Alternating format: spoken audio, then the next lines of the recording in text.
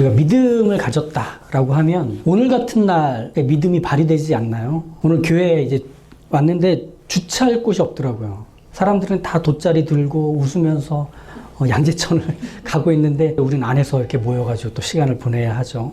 믿음이 그런 데서 증명이 돼요. 아, 그래, 교회를 다니니까 주일에는 예배드리러 이렇게 실내로 모여드는구나. 믿음이 내 삶에서 확연하게 드러나는 때는 대체로 언제냐면 어떤 선택을 해야 되는 시간이 됐을 때, 어떤 결심을 해야 되는 상황에 놓일 때, 여기서 믿음이 드러납니다. 내가 하나님을 정말 믿고 있는지, 내가 그리스도인으로 살아가려고 애를 쓰는지에 대한 건 바로 그것을 선택하려 하고 그것을 결정하려고 하는 것이 갈등으로 찾아올 때입니다.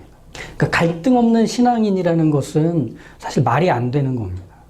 왜냐하면 우리는 죄인이었다가 구원을 받아서 은혜를 입은 죄인으로 살고 있기 때문에 그래요. 여전히 옛사람이 우리 안에서 충동하고 여전히 새사람에 대한 소망을 같이 갖고 있기 때문에 이 두 가지는 언제나 갈등과 충돌을 반복합니다. 그러니 나는 고민 안 해. 기도하면 하나님이 바로 응답하셔서 난 그냥 하나님께서 마음 주시는 대로 해. 이러는 일은 거의 없습니다.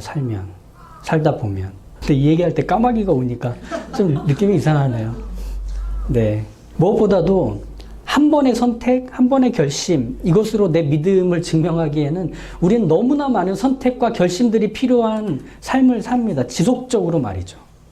그러니 이전에 했던 선택을 이번에도 똑같이 하긴 참 어려운 상황들이 우리에게서 매일 펼쳐지잖아요.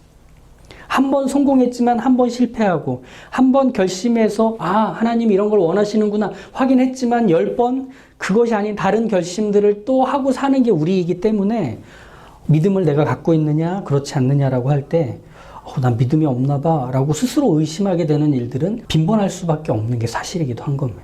믿는다는 것은, 그 사람이 믿음을 갖고 있느냐고 하는 것은 그 사람이 믿음으로 보여줄 수 있는 어떤 행동들을 통해서라기보다는 사실 그가 믿고 있는 대상을 통해 그가 무언가를 하고 무언가를 하지 않는 바로 그 모습을 통해서라야만 확인하게 된다는 거죠.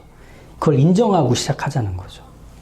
아브라함을 어릴 때부터 봐왔던 이삭의 입장에서 보면 아버지는 믿음의 사람이었던 건 분명해요. 왜? 아버지 아브라함이 부족을 이끄는 모습에서, 그리고 생활을 해가는 모습에서 어머니를 대하고 사람들을 대하고 나를 대하고 그리고 벌어진 일들을 다뤄가는 모습에서 아버지는 분명히 보이지 않는 어떤 존재를 인식하고 있는 것처럼 살아가고 있었기 때문입니다. 그래서 그 모든 선택과 결정의 시간들에 아버지는 꼭 기도를 해.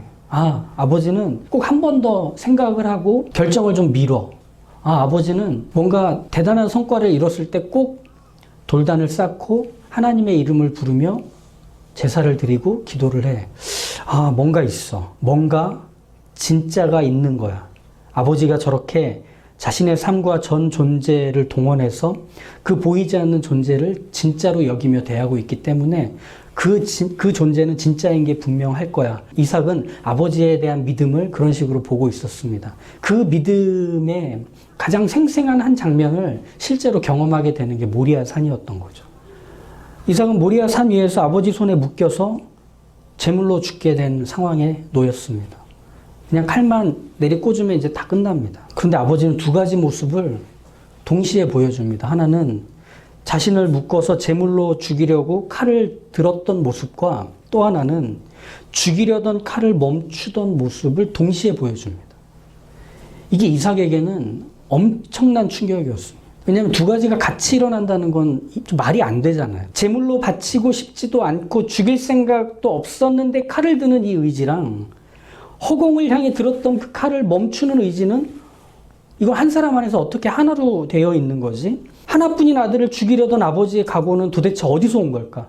그리고 죽이려던 각오까지 즉시 멈추던 그 이유는 도대체 어디에서 출발한 걸까? 이게 이삭에게는 이해하기 어려운 부분이었습니다. 이게 어떤 건지 오늘 좀 얘기해 보고 싶은데요. 신앙생활을 하면 일종의 자기 관성이 생깁니다.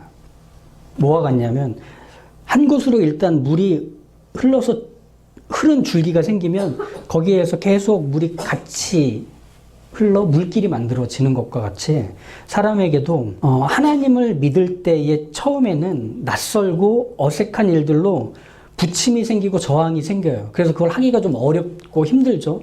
근데 막상 믿음으로 무언가를 선택하고 결정을 하면 거기에 믿음으로 산 사람이 만들어내는 어떤 반복되는 그 길이 생깁니다. 믿음으로 사는 삶이 그렇게 만들어집니다. 그래서 그 불편하고 어색하고 낯설었던 것이 점차 익숙해지게 돼요. 한번 승환 형제 생각해 보시겠어요? 처음에 일요일에 예배를 드리러 교회에 오는 거 쉬운 거 아니죠. 그걸 매주 하는 건 더더욱 쉬운 거 아니죠. 예배만 드리는 게 아니라 예배 후에 성경 공부도 하고 다른 사람들과 얘기도 나누고 자기 생각도 꺼내놓는 일은 처음엔 되게 힘들었을 것 같아요. 이걸 어디까지 해야 되고 얼마만큼 해야 되고 나는 왜 여기 있고 이 사람들은 누구고 막 이런 낯섦이 생기잖아요. 한 번도 해본 적이 없는 일을 시작한다는 건 그만큼 많은 저항이 있죠. 근데 지금은 어떻습니까? 당연하죠. 그냥 하고 있죠. 관성. 그렇죠.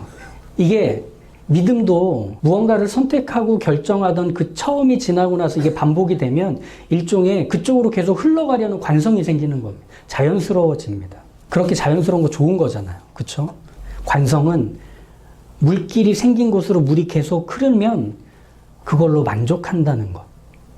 거기에 이 신앙생활에서의 관성의 위험이 있는 것. 아마 아브라함이 이삭을 제물로 바치라는 명령에 순종해서 모리아 산에서 칼을 들 때 이런 관성에 익숙해진 아브라함의 믿음이었다면 이렇게 하지 않았을까 상상해 봤어요. 하늘에서 아브라함아 하지마 멈춰 라고 할 때 하나님 걱정 마십시오. 저 각오하고 왔습니다.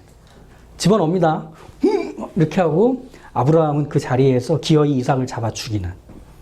왜냐하면 나는 그동안 하나님이 하라고 한 거 잘 지켜왔기 때문에 지금도 하나님이 하라고 한 거 잘 지킨다. 그럼 아브라함은 믿음의 사람이라고 남겨질 수 있었을까? 오히려 잔인한 교주가 되었을지 모릅니다. 믿음으로 산다는 건 자기가 가장 사랑하고 소중하게 여기는 것까지 갖다 바치는 거야. 그게 믿음이지. 너희들도 계속 네 자식들 데려와서 한 명씩 죽이고 입교해. 뭐 이렇게 만들어지는 이상한 종교가 생겼을지 모릅니다. 신앙생활에서 내가 무언가를 성취하고 내가 무언가를 각오해서 헌신해서 만들어낸 것은 내가 그걸 계속 할 수 있고 계속 해내야 된다라고 내가 정해놓는 믿음의 길이 돼버립니다. 그러면 그것만 하기 시작합니다. 다른 건 안 합니다. 내가 한 주간 직장 생활을 하고 사람들과 만나면서 내가 거기서 해야 될 말과 하지 않을 말들, 내가 거기서 할 일들과 하지 못할 일들을 선택하고 결정하는 자리에서 이게 나한테 피해가 오는 게 아닐까? 이렇게 하면 사람 날 호구로 보는 거 아닐까? 이렇게 했을 때 벌어지는 일들을 과연 나는 책임질 수 있을까? 하는 고민과 갈등들 속에서 어떤 것들은 선택하고 어떤 것들은 포기하는데 그 선택과 포기의 과정들을 주일에 예배 한번 드린 걸로 퉁친다는 거. 복잡하고 어려운 신앙 규칙들을 지켜가고 어렵게 자신을 희생하고 금욕과 절제를 통해서 세상과도 자신과도 타협하지 않는 신앙생활을 하는 거 그거 믿음일까? 믿음일 수 있어요. 자신을 쳐서 복종시키는 그런 모습 믿음일까? 믿음일 수 있어요. 하나님을 사랑하고 이웃을 사랑하는 그 일을 해내기 위해서 손해를 감수하면서라도 반드시 순종하고 성취하는 믿음일까? 믿음일 수 있어요. 그런데 익숙해진 신앙의 자기 관성에 취해서 사는 것은 믿음이 아니라 그냥 자기 의지대로 사는 거예요. 자기가 하고 싶은 거 하는 거예요. 오히려 믿음이란 이런 거예요. 하라고 하는 것을 믿고 하는 것도 믿음이지만 동시에 하지 말라고 하실 때 의지적으로 멈추는 것까지도 믿음인 거예요. 이삭이 바로 이 믿음이라는 게 뭔지를 보여주는 이야기를 우리에게 소개해줘요. 에서에게 복을 빌어주던 그 장면 말이죠. 리브가와 야곱이 벌인 공작에 속아 넘어간 이삭과 에서입니다. 에서가 아버지에게 불려가죠. 이삭이 말합니다. 아들아, 네가 그동안 나에게 해주었던 그 맛있는 그 음식, 너만 해주던 그 시그니처 음식을 만들어 갖고 와. 내가 너에게 그 음식을 받아 먹고 기꺼이 축복해 줄게. 사실 이삭이 축복을 빌어주고 장자, 첫째로의 후계자로서 세워야 되는 사람은 야곱이었습니다. 왜? 하나님께서 이미 뱃속에서부터 작은 자가 큰 자에 의해서 섬김을 받도록 이미 정하셨기 때문입니다. 야곱과 에서가 엄마 뱃속에서 나왔을 때만 해도 쌍둥이니까 뭐 누가 누구랄 게 없잖아요. 그냥 둘 다 이뻤겠죠. 근데 점차 커가면서 이 부족을 이끌 수 있는 후계자, 그리고 내가 내 모든 걸 맡길 수 있는 첫째는 이 에서일 수밖에 없어. 이 에서가 갖고 있는 가능성, 이 에서가 갖고 있는 재능과 기질, 그가 보여줬던 성과들은 하나같이 이 부족의 첫째이며 나의 후계자라는 걸 증명해 왔던 것들이야. 그러니 에서에게 이 자리를 물려주는 것이 맞아 라며 이삭의 마음 안에서 에서를 향한 편애가 계속 커져가기 시작했습니다. 그리고 그 편애는 결국 이 에서를 따로 불러서 축복을 해주는 것으로 실현시키려 했던 거죠. 근데 이것이 리브가와 야곱에 의해서 깨지죠. 그래서 형 에서를 흉내내서 야곱이 이삭에게 복을 받고 그 자리를 빠져나오고, 우리가 봤던 30절의 내용처럼 곧 에서가 들어가는, 즉 이 일은 하나님이 허락하신 일이라는 걸 보여주는 장면이죠. 근데 이삭이 에서에게 모든 걸 솔직하게 얘기합니다. 야곱이 속였다. 그래서 모든 장자에게 가야 될 복이 야곱에게 돌아갔다. 너에게 줄 것은 없다. 즉 믿음의 모습을 이삭이 보여주는데 바로 이거죠. 이삭은 멈춥니다. 자기의 감정, 자기의 의지, 자기가 지금까지 하나님을 믿고 순종해 오면서 쌓아왔던 경험까지도 모두 그 하나님의 뜻 앞에서 멈춥니다. 아, 이건 하나님이 하시는 거구나. 결국 하나님이 야곱을 세우기를 원하시는구나. 그렇다면 여기에는 내 의지와 내 각오라는 것을 담을 수는 없겠구나. 하나님이 당신의 뜻을 펼쳐내시니 나는 멈춘다. 나는 돌아선다. 이게 이삭이 보여주고 있는 자기의 관성과는 다른 믿음의 모습이 되는 겁니다. 믿음은 멈춰야 할 때 멈추는 것이며 멈추지 못할 때도 멈추는 것이라 그렇습니다. 아브라함도 그랬잖아요. 하나님을 향한 확실한 충성을 자기의 의지에 담아 보여드리기 위해 칼을 기어이 이삭의 심장에 꽂을까요? 아니요. 그 자리에서조차도 하나님이 멈추라고 하면 그때 멈추는 겁니다.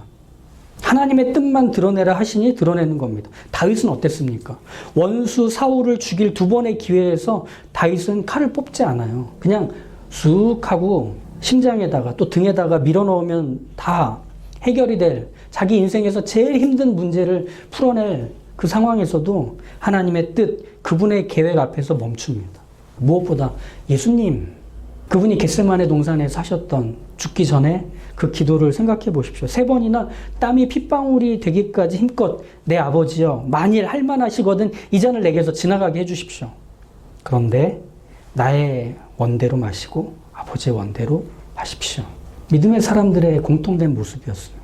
믿음의 사람들, 아브라함, 이삭, 다윗, 그리고 예수님까지, 그분들은 늘 모든 자리에서 하나님의 뜻을 묻습니다. 그리고 하나님의 뜻이 아무리 이상하고 동의할 수 없고 내가 가능하지 못한 것이라 해도 하나님의 뜻을 하기 위해 나는 멈추고 하나님은 일하시게 내어드립니다. 내 주인이 하나님이심을 인정합니다. 내 구원자가 예수님이심을 인정합니다. 그러니 내 주인께서 하라고 하시는 걸 하겠습니다. 내 주인께서 하지 말라고 하시는 걸 하지 않겠습니다. 그게 멈추는 삶, 떠나는 삶, 그것의 시작이 되는 것이죠. 원래부터 개척을 하고 싶었고요. 그리고 개척에 대한 꿈도 늘 꾸고 살았었고 저는 되게 잘할 줄 알았습니다. 근데 막상 개척을 하고 섬겨보니까 하나님이 이 개척의 시간 동안 계속 저에게 요구하셨던 건 한 가지였습니다. 멈춰. 내가 말하는 것에만 반응해. 내가 하라는 것들, 하지 말라는 것들에 늘 민감하게 행동해. 네 입을 닫아. 네 손과 발을 나에게 묶어놔. 이걸 6년 동안 가르치셨던 것 같습니다. 그래서 이 6년의 시간을 통해 제가 확인한 건 하나님이 저를 길러내셨다는 사실입니다. 멈춰야 커지더라고요. 거기서 돌아설 수 있어야 하나님의 사람다워지더라고요. 왜? 하나님이 주인이신 걸 인정하는 게 믿음이기 때문에 다른 것으로는 사람이 크지 않습니다. 아, 하나님 이것만은 하나님 건드리지 마십시오. 이것만은 제가 따르지 못합니다. 라고 하는 거 하나님이 끊임없이 다루십니다. 그래서 결국은 돌아오게, 결국은 그걸 순종하게 만드시더라고요. 되게 무서운 얘기죠. 근데 거기서 하나님이 나를 길러내시려고, 그 문제를 해결하시려고가 아니라, 그걸 반드시 내게서 얻어내시려고가 아니라 하나님이 나를 길러내시려고, 내 삶의 주인이 하나님이시라는 인정을 받아내셔서 내 삶이 하나님의 나라요, 그리고 하나님을 예배할 수 있는 현장이 되게 하시려고 하나님은 끊임없이 내 관성에 흘러가지 않게, 내가 주인 되어 있는 것들을 다 포기하게 만드시는 데까지 봐주지 않으시더라고요. 우리에게 그런 것들이 있다면 우린 거기서 하나님이 드러나도록 해야 합니다. 그분이 우리의 주인이시며 구원자이심을 우리의 말과 행동으로 보이고 우리의 선택과 결정으로 드러낼 수 있어야 합니다. 그게 끝나기 전까지는 하나님이 다음 자리로 옮기지 않으실 겁니다. 우리의 삶이 예배가 되지 못하는 이유는 믿음이라 여기는 것이 사실은 자기 관성의 결과이기 때문은 아닌가 생각해 봐야 합니다.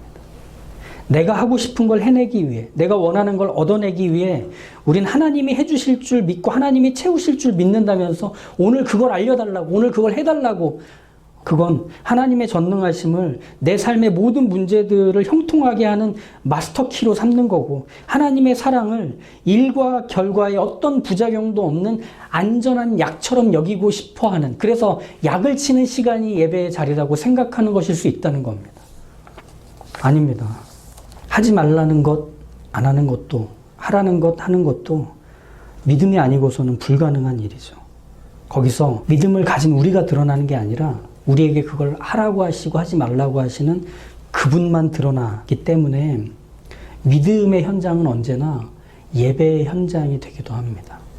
삶이 가장 힘들 때, 인생의 깊은 어둠 속에 있을 때 사실 예배는 더없이 감격스럽더라고요. 뜻대로 되지 않고 내가 하염없이 작아지고 모든 문제들을 이겨낼 수 있는 힘이 내게 전혀 없다고 여길 때 오히려 하나님이 선명해지지 않으세요? 내가 그 문제들을 하나님 앞에서 내려놓고, 하나님, 제가 하나님을 의지합니다. 하나님을 향하지 않으면 저는 소망이 없습니다. 그렇게 고백하고 확인하던 그 자리는 우리에게 어떤 자리였냐면 익숙한 걸 반복하던 자리가 아니라 삶이 낯설어졌던 자리 아니었나요? 삶이 무거워졌던 자리 아니었나요? 그때 우리는 하나님, 저는 못하겠습니다. 저는 여기서 멈추겠습니다. 라고 할 때 비로소 하나님이 분명해졌잖아요. 하나님이 확실해졌잖아요. 그러면 우리는 그 자리에서 그 하나님을 인정할 수밖에 없는 겁니다. 내가 할 수 없는 걸 받아들이는 그때, 거기는 예배의 자리가 되는 거죠. 내가 통제할 수 있는 게 없다는 걸 인정할 때 바로 우리가 하나님이 누구신지를 더없이 분명하게 보기에 거기는 예배가 시작되는 거죠.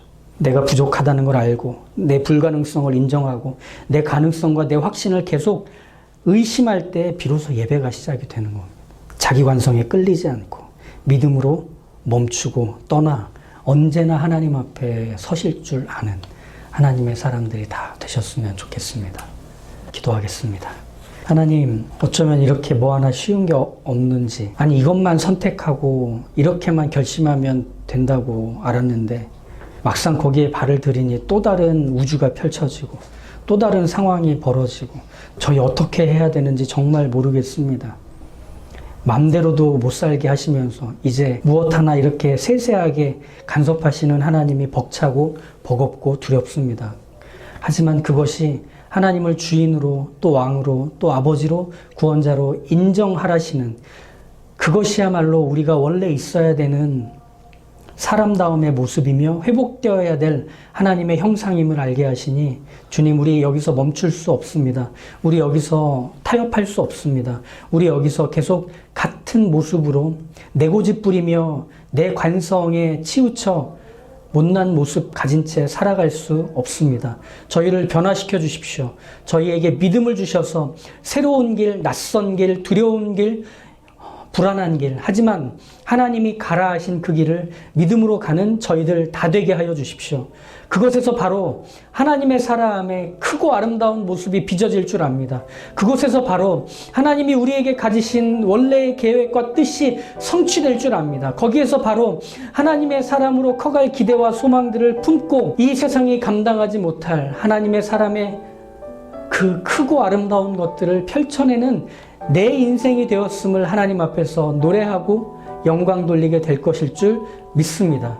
그러니 주님께서 가자 하시는 그 믿음의 생에 다 갈 줄 아는 저희들 되게 하여 주시옵소서. 예수님의 이름으로 기도합니다. 아멘.